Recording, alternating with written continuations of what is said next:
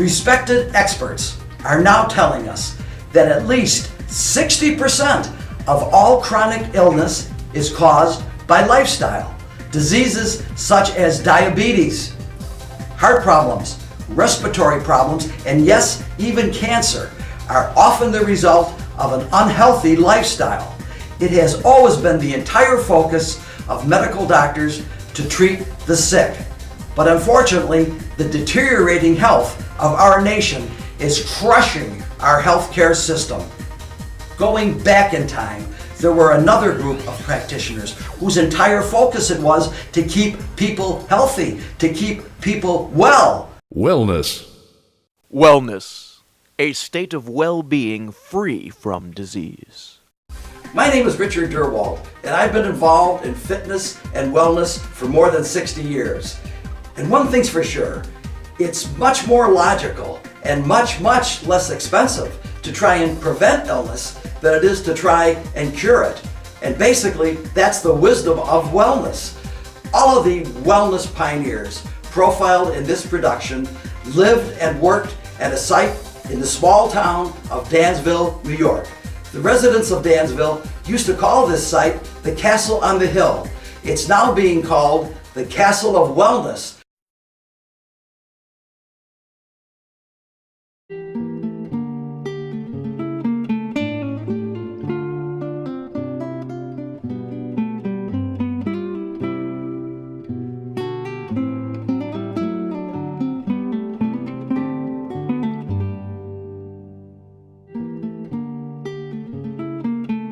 Looking at these makeshift stairs, it's hard to imagine that this entryway once greeted the rich and famous from around the world. It's sad to look at the decaying exterior of this once magnificent structure.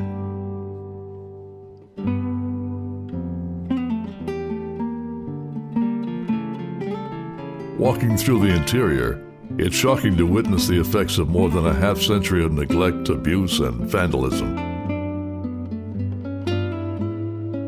Why was the elegant lobby of this once world-renowned health center left to be ravaged by the sands of time? After all, this is the Castle of Wellness, the Castle on the Hill in Dansville, New York. The world we live in today will be a much different place had this building never existed. Because we're big fans of the castle. Why? Because it's history. It's history? Today, doctors tell us about the importance of drinking adequate amounts of water for good health. One of the very first to identify the connection between water and wellness was Dr. Caleb Jackson. Dr. Jackson chose the site in Dansville, New York because of the availability of pure, fresh spring water found on the castle grounds. 1798. When Dansville's pioneer settlers discovered that a new spring had burst forth from the hill, sending water cascading down the slopes. In 1858, Dr. James Caleb Jackson came to town, and under his oversight, the resort he called Our Home on the Hillside attained a national reputation. Dr. Jackson was an advocate of an alternative therapy known as the water cure, which was based on abstinence from all fatty foods, sugar, and alcohol, replaced by a natural diet of fresh fruits, vegetables, and the use of pure, clean water applied externally and internally. Dr. Jackson was a alternative medicine person, and they and the traditional medical people didn't see eye to eye on a lot of things at that point. Alternative medicine, they were interested in healthful living, things of that nature. The traditional medical people viewed all of these people with suspicion, if not outright hostility, and the feeling was mutual. It's hard to believe that any group would take exception to Dr. Jackson's prescription for wellness, but nonetheless, that was the case.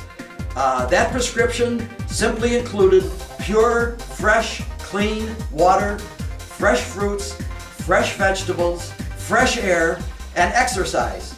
Today we call that a healthy lifestyle. Just go into any major supermarket and I'll guarantee you, you're going to find at least one full aisle dedicated to the sale of cold breakfast cereal. It's a multi-billion-dollar industry, and it all started with Dr. Jackson, the Castle of Wellness in Dansville, New York. And that's a little-known fact. A little-known fact is that Dr. Caleb Jackson was the inventor of granola, which was the very first cold breakfast cereal. With granola, Dr. Jackson hoped to replace the standard American breakfast, which then consisted of pork and potatoes. The basic ingredient of granola consisted of whole grains.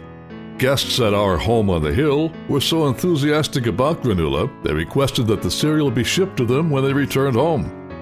Enthusiasm for granola increased to the point that to meet the growing demand, Dr. Jackson constructed and operated the first cold cereal processing facility in the nation on Main Street in the village of Dansville.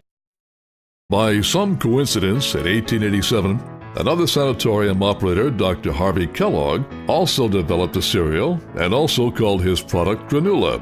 Word of Kellogg's new cold breakfast cereal quickly spread, and when it reached Dr. Jackson, he sued Kellogg for infringement on his brand name. A settlement was reached, and Dr. Kellogg changed the name of his cereal to granola with an O.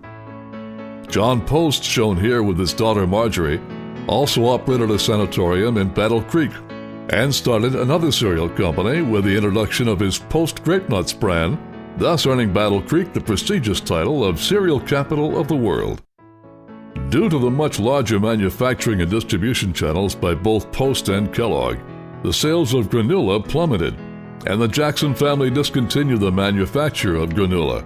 The Sunrise Diner now occupies the former site of the old granola building.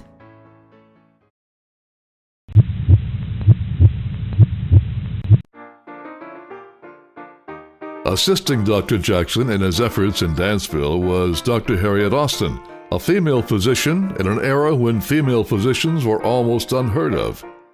She was an ardent believer in women's dress reform and, inspired by the likes of Amelia Bloomer, created what she called the American costume, in which the traditional floor-length woman's garment was replaced by a shorter-length dress, coupled with trouser legs to preserve the modesty of the times.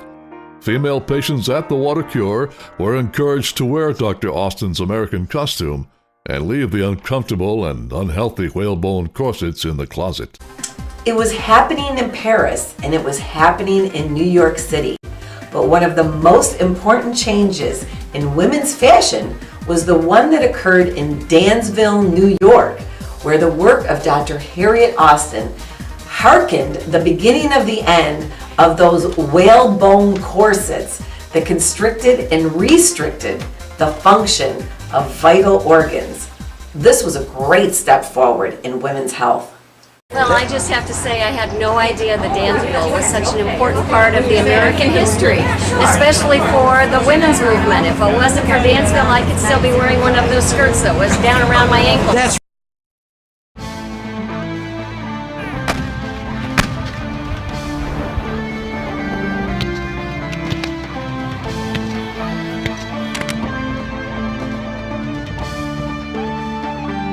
Most children are taught about the heroic Civil War service of Red Cross founder Clara Barton, but some facts are not taught.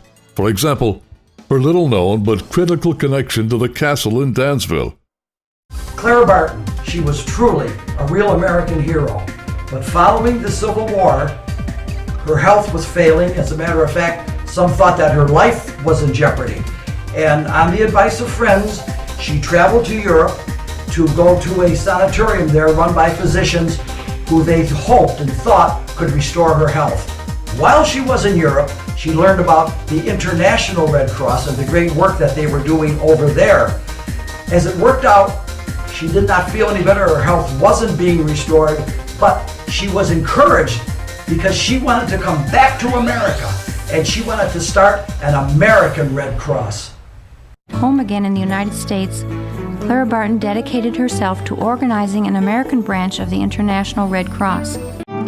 Clara Barton came to Dansville in 1876 at the age of 55.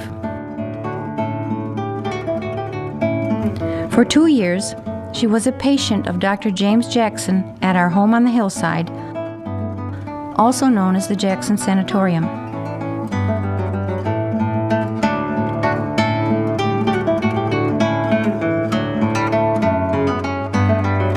Clara was so fond of her friends and supporters here that she remained a resident for the next 10 years.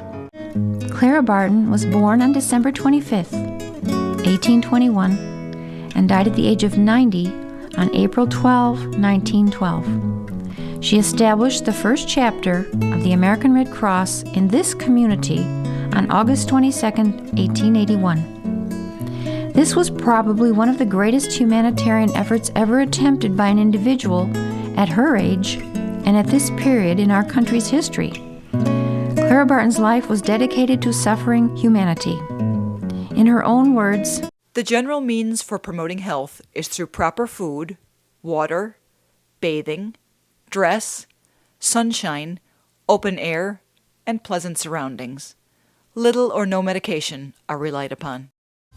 Little or no medication is needed. No doubt that's a concept that Clara Barton learned while being a patient under the care of Dr. Jackson at the Castle of Wellness. Two other things are very noteworthy. The first being she expanded the charter of the American Red Cross to include what she called the American Amendment, which called for not only taking care of the wounded soldiers in the battlefield, but also taking care of everyone in time of disaster, such as Hurricane Katrina. And based on her own experience, she also introduced the concept of teaching wellness to the community. By the way, that's a concept that even today is being expanded by that great organization started by that great American Clara Barton we now know as the American Red Cross. I have a t-shirt from the American Red Cross, the Lifesaver t-shirt.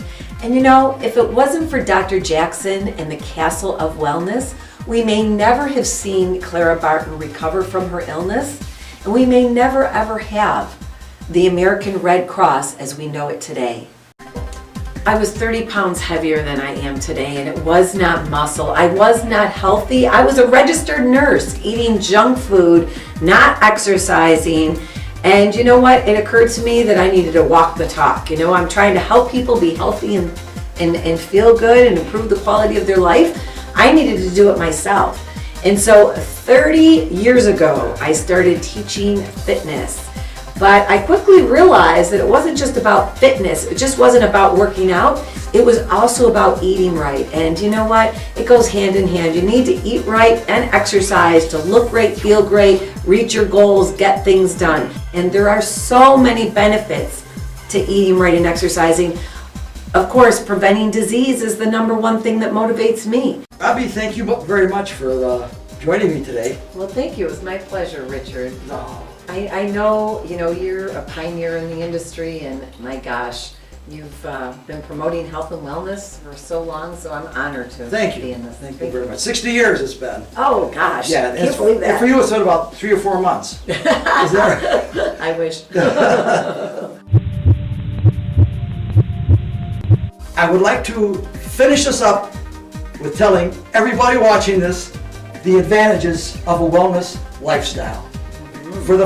Throw away all the books, because a wellness lifestyle will improve your relationships.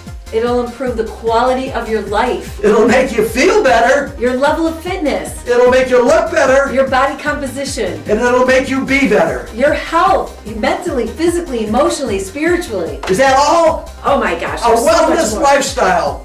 Wake up and live a wellness lifestyle. Transform your lifestyle. Transform your life.